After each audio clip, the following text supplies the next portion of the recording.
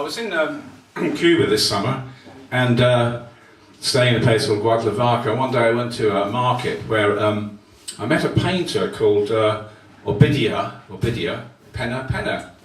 And he had a lot of paintings spread out on the table, and I bought one for 5 pesos, which is about £3, which is what he was asking, and having it framed, which is costing a bit more, of course. But anyway, this is a poem for Ovidia, the painter. It's all from my imagination, says this gentle smiling man, showing his canvases, pastels on recycled paper, oils on lino offcuts. We see what he means. Elsewhere the painters duplicate 50s American cars, be-hatted guitar players, sultry ladies, palm-fringed beach scenes. I select a picture, oil on floor covering, a vulture with a female body, rich daubs of green and blue and burgundy perched threateningly on a branch. Painstakingly he signs it bottom left in the neat script of a master. For 5 pesos I have an original Ovidia Penna, all from his imagination. I imagine him in his shack somewhere, crowded with paper, offcuts and paint, children, a wife and chickens, a dog scratching at his heel, endeavouring to find a space to create art. These butterflies, abstracts, masks, expressions of the spirit of a people. If I close my eyes now, I am back in that market. I can see the paintings spread out on a table, all the colours radiant, iridescent, under a Cuban palm-fringed sun. That's the end of that one. Got a wobbly mic problem. There we go. That's better. Okay, I've just got 2 more. And this one seems quite appropriate. It's called Waiting for Henry, and there's a Henry in everyone's life. Henry is that unreliable friend who you make an arrangement with and never turns up. I'm sure there may be some Henrys here tonight, except that they said they were going to come and in the end they didn't. So waiting for Henry. The rumours begin, Henry's back in town. Days pass, Henry rings, says he might be at such and such a place, at such and such a time, on such and such a day. We go there anyway, stand around with drinks. Someone spots Henry, but it's not Henry, just someone who looks like Henry.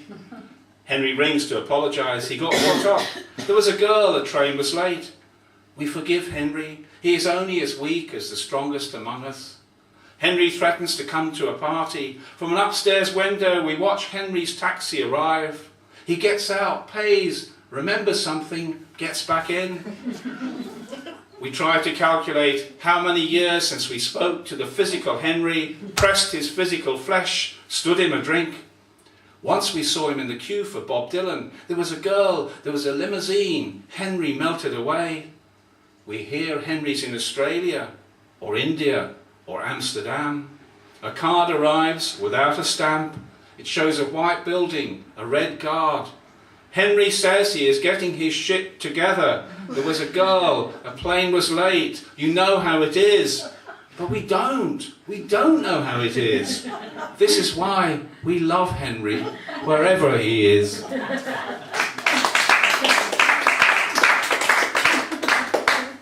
Okay, I've just got to find my, here we are, my last poem. This is a double act. Just to introduce you to Vanessa Atalanta, the Red Admiral, and I'll put Vanessa just there. And this is a story filled with pathos and tragedy, and it takes place in a toilet in an office block in the middle of December. It's called Butterfly in the Shithouse. 25% of another December over, yet retiring to the office crapper, unfolding an evening paper, I disturb this late intruder, quivering beneath the bowl. Brilliant admiral of a summer past, through bleak window of indifferent winter sky, come finally to this public place, most privately to die. In memory of that elusive summer majesty, the insect's crimson-orange wings beat faintly upon a floor of cracked linoleum, feebly anxious to escape the cigarette ash, pallid stench of urine. If I could fly again, if I could only fly. He drags his unwilling legs to the skirting board, begins an impossible ascent. If I could fly again, if I could only fly. 1.5 inches from the linoleum floor, the shithouse prisoner launches into desperate flight. Wings fan green, paintwork uselessly. Its trembling insect head is straining for the sky. If I could only fly, if I could only fly. This beautiful wisp of summer hedgerows flops, back-ass, exhausted, dying, dimly unseeing the 40-watt bulb whose sickly light denies the sun. If I could fly again, if I could only fly.